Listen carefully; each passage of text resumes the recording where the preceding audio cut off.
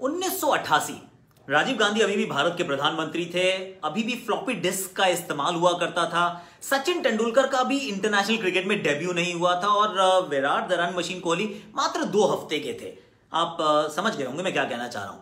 1988 वो आखिरी बार था जब ऑस्ट्रेलिया ब्रिस्बेन में हारा था। एक किला उन्होंने बनाया था, उस किले को फतेह करना ऑलमोस्ट इम्पॉसिबल माना जा रहा था, पर इस इंडियन टीम ने वो कर दिखाया है। इस इंडियन टीम ने मतलब हमारा सीना चौड़ा कर दिया है। I feel incredibly proud to be an Indian cricket teams fan और मतलब दिल खुश हो जाता है कि इस टीम का कभी तो मैं भी हिस्सा था। आई mean this is such a phenomenal series. Okay, let me just go a step further क्योंकि अभी इमोशनल होने का समय है। ये जो जीत है, देखिए 2018-2019 की हमने श्रृंखला जीती, ऑस्ट्रेलिया में जाके ऑस्ट्रेलिया को खदेड़ा। बहुत बड़ी बात थी, पहली बार ऐसा हुआ था। लेकिन बात ये थी शायद वार्नर नहीं है, स्मिथ नहीं है, पर फिर भी काम तो बड़ा कमाल का किया था क्योंकि बॉलिंग अटैक तो बिल्कुल सेम था। लेकिन जब आप 2020 और 2021 में जाकर दोबारा ये टेस्ट सीरीज जीतते हैं और उस टेस्ट सीरीज में जहां आप 36 पे आउट होते हैं पहले मैच में, उसके बाद आप कोहली और शमी को गंवा देते हैं, उसके बाद आप उमेश यादव को गंवा देते हैं, फिर रविचंद्रन अश्विन, रविंद्र जाडेजा, हनुमा विहारी, केएल राहुल, जसप्रीत बुमराह, आप इन सबको गंवा देते हैं। उसके बाद आप जब पहुंचते हैं गाबा और वहां पे जब आप दिखाते हैं अपना दबदबा, आखिरी पारी में जब आप इतना बड़ा टोटल चेज कर देते हैं, 300 से ऊपर का टोटल अगर आप चेज कर देते हैं, तो फिर दिल से क्या आवाज निकलती है, जय हिंद, टेक अ बाउ, this team is special. Ajinkya का मतलब होता है वो जो हार नहीं सकता, और अजिंक्य रहाणे की कप्तानी में भारतीय टीम ने रच दिया है इतिहास।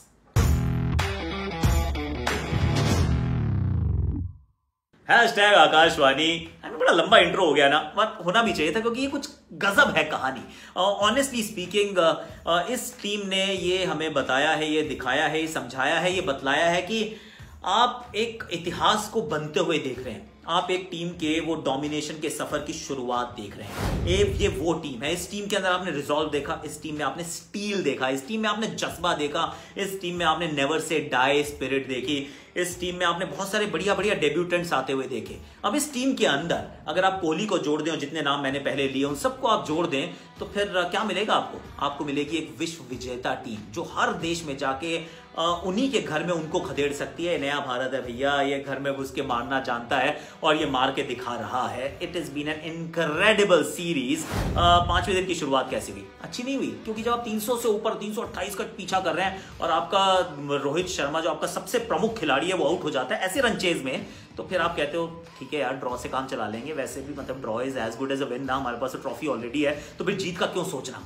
पर ये नया इंडिया है, ये जीत के लिए सोचता भी है, जीत के पीछे भागता भी है और जीत के दिखाता भी है। शुभमन गिल जो थे वो कमाल कर रहे थे। एक छोर पे वो थे, साथ में थे Cheteshwar Pujara. It was like fire and ice. एक बार फिर एक खिलाड़ी जो ताबड़तोड़ रन बना रहा है, दूसरा है जो वो वॉल की तरह खड़ा है। और दोनों अपने अपने अंदाज में, एक तरफ रॉक म्यूजिक चल रहा है तो दूसरी तरफ वो गजलें चल रही हैं। I mean this was the kind of partnership that we saw.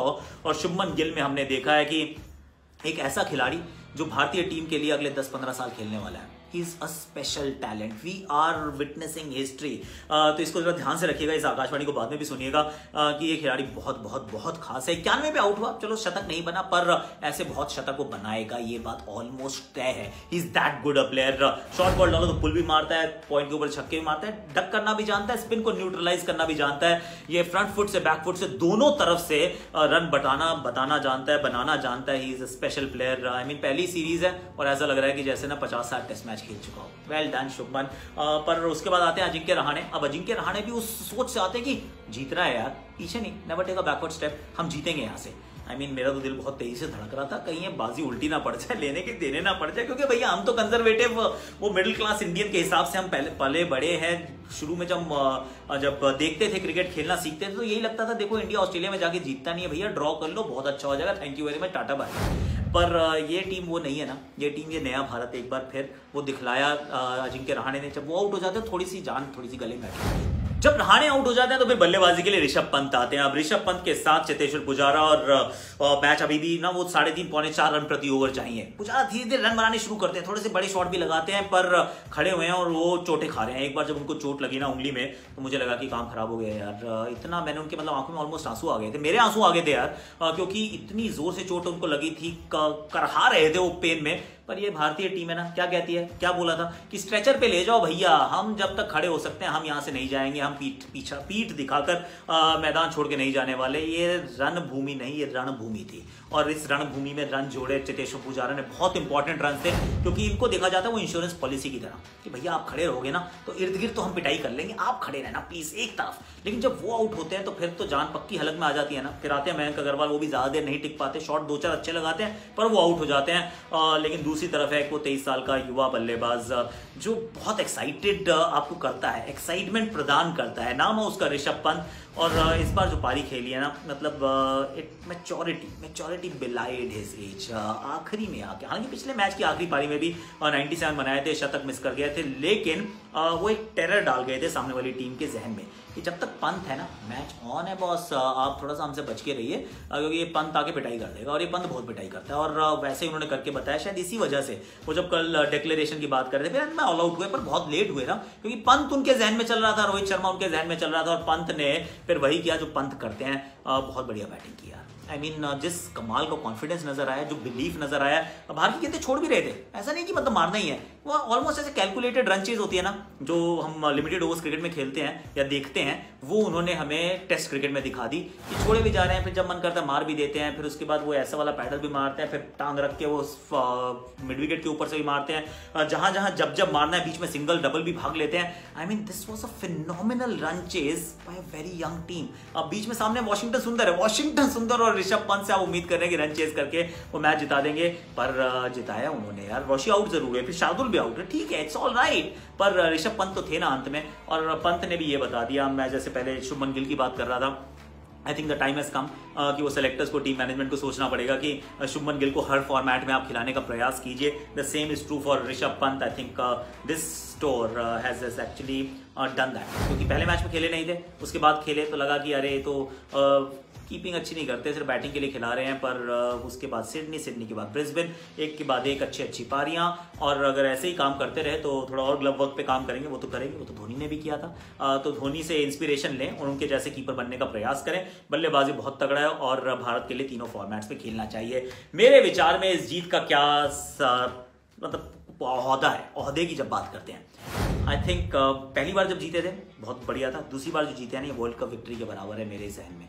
थोड़ा सा इमोशनल हूँ, ऑब्वियसली रिसेंसी थोड़ा सा बायस भी है, पर बहुत बड़ी जीत है यार। ये जीत जो है ना, ये एक परचम जो लहराया है इस टीम में, आई मीन क्या करके दिखाया है। मैं दिल खुश हो गया भैया, मैं बिल्कुल नीचे शोर भी होने खूब मचाया, बच्चों ने भी शोर मचाया कि जीत गई भारतीय टीम, जीत गई, एक ऐसे स्थान से जीत गई जहां से जीत की उम्मीद नहीं थी। तो पर एक बार फिर आप जहां पे भी खड़े ताली बजाइए इस नए भारत के लिए, सलाम ठोकिए इस नए भारत को, क्योंकि घर में जाकर 2 बार हराना ऑस्ट्रेलिया को, ऑस्ट्रेलिया के घर में, इस बार तो फुल साइड ऑस्ट्रेलिया और मतलब 1/3 इंडिया, उस टीम से भी हरा दिया यार, इससे ज्यादा क्या चाहिए। आई मीन गदगद हो गए हम और एब्सोल्युटली फ्लोर्ड हो गए हम। तारीफ के योग्य actually Ravi Shastri and company भी है, उनको भी तारीफ करनी चाहिए। But that's about it, fantastic. Siraj की कहानी कर लेते हैं, क्योंकि सिराज ने जिस तरीके से क्रिकेट खेली है, let's look back at Mohammed Siraj's journey. He is been a phenomenal find यार, लीडिंग विकेट टेकर है इंडिया का, लीडिंग विकेट टेकर, नाम है मोहम्मद सिराज, और ये है उसकी कहानी।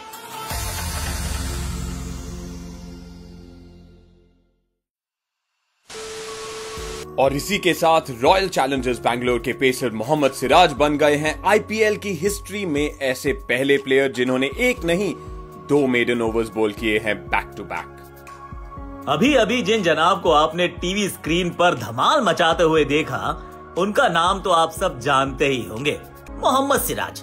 जी हाँ, ये वही खिलाड़ी हैं जिन्होंने आईपीएल 2020 में एक शानदार रिकॉर्ड कायम किया है, 2 back to back maiden overs डालने का। लेकिन असल में इनकी कहानी यहां से शुरू नहीं होती। तो चलिए, हैदराबाद साल 2014, जहां 20 साल के मोहम्मद सिराज खेल रहे हैं हैदराबाद की इन तंग गलियों में गली क्रिकेट। जिस उम्र में साथी क्रिकेटर्स चढ़ रहे थे सफलता की सीढ़ियां, सिराज हैदराबाद के छोटे से आसमान के थे अभी भी एक उभरते हुए सितारे। घर की हालत तो कुछ ऐसी थी कि सिराज चाहते तो भी क्रिकेट एकेडमी ज्वाइन नहीं कर पाते। अब्बा ऑटो रिक्शा चलाते और मां घर। खुद सिराज भी पढ़ाई में अच्छे ना होने के कारण नौकरी हासिल नहीं कर पाए। एक ऑटो रिक्शा ड्राइवर का बेटा ऐसे में क्रिकेट एकेडमी ज्वाइन करने का ख्वाब कैसे पूरा कर पाता। लेकिन सपने सच्चे हों तो रास्ते खुद ब खुद बन जाते हैं। ऐसा ही हुआ सिराज के साथ। जब उन्होंने सुना है क्रिकेट टैलेंट सर्च कॉन्टेस्ट के बारे में। अब नहीं तो कभी नहीं। अपने बेहतरीन प्रदर्शन से सिराज, जो अब तक सिर्फ टेनिस बॉल से गली क्रिकेट में खेला करते थे, पहुंच गए थे बड़े मंच पर, हाथ में लेदर बॉल पकड़े।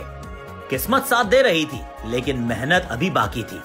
सिराज देखते ही देखते सेलेक्ट हो गए हैदराबाद की रणजी ट्रॉफी टीम में। पहला साल ठंडा रहा, तब सिराज को एहसास हुआ कि कमर कसनी पड़ेगी। ये गली क्रिकेट नहीं है, बाहुबली क्रिकेट है। एक साल सिराज ने जमकर अपना हुनर मांझा, पक्का किया अपनी बॉलिंग को और हौसलों को भी। अगले साल 2016 में कारनामा कर दिखाया। 40 विकेट एक सीजन में लेकर वो बन गए हाईएस्ट विकेट टेकर। पुरस्कार के तौर पर मिली इंडिया कैप और मिला आईपीएल का बेहतरीन कॉन्ट्रैक्ट। जो खिलाड़ी था बेस प्राइस 10 लाख पर, वो बिका 2.5 करोड़ से भी ऊपर आईपीएल में। आज अब्बा 30 साल ऑटो चलाने के बाद सुकून की जिंदगी जी रहे हैं। सिराज ने उनके और अम्मी के लिए एक नया घर भी खरीद लिया है। कौन कहता है खुली आंखों से देखे सपने सच्चे नहीं होते। चलिए, कैसी लगी कहानी बताइएगा जरूर। कैसे लगी आकाशवाणी बताइएगा जरूर। अपने दोस्तों के साथ शेयर भी जरूर कीजिएगा, क्योंकि ये खास दिन है। ये भारतीय टीम के लिए नहीं, भारतीय क्रिकेट के लिए ये बहुत ऐतिहासिक दिन है। ये वेरी प्राउड मोमेंट है, जिसके लिए मैं और आप विटनेस कर पाए। I am privileged, I am honoured, I am extremely proud, and so should you be. चलिए, अब जरा खेल जगत की खबरें भी देख लेते हैं स्पोर्ट्स रैप में, and then will talk about tomorrow.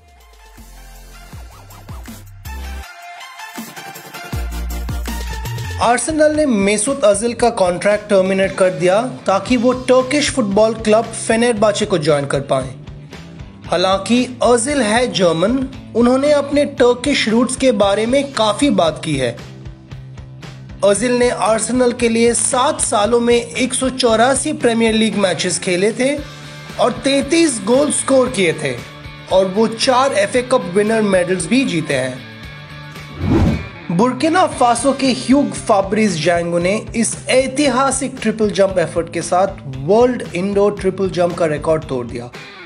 उनका जंप 18.07 मीटर का था, प्रीवियस वर्ल्ड रिकॉर्ड से 15 सेंटीमीटर ज्यादा। इस रिकॉर्ड से जैंगो बन गए बुर्किना फासो के पहले एथलीट जिन्होंने वर्ल्ड रिकॉर्ड तोड़ा हो।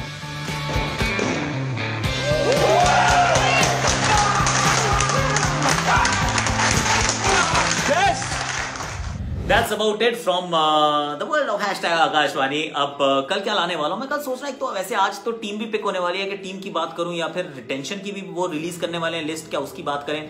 वो जरा कल आप सुबह आकाशवाणी जरा देख लीजिएगा, क्योंकि I think you don't want to miss that one. ये तो अपने दोस्तों के साथ शेयर कर लो, व्हाट्सएप पे बता दो कि इस भारतीय टीम के ना आप भी फैन है, मैं भी फैन हूं, और हमारा ना दिल एकदम मतलब प्यार बांटने से बढ़ता है। बांट दो, शेयर करो, पिन करो प्रोफाइल पर, जाते जाते आपके शॉट्स मेरी आकाशवाणी। बहुत ऊपर है गेंद, क्या निकल जाएगी 6 के लिए? जी नहीं, फुल स्ट्रेच, ये जंप, बढ़िया लैंडिंग, कमाल का एथलेटिसिज्म, बाउंड्री के अंदर पकड़ा है इस कैच को, पकड़ा है मैच को।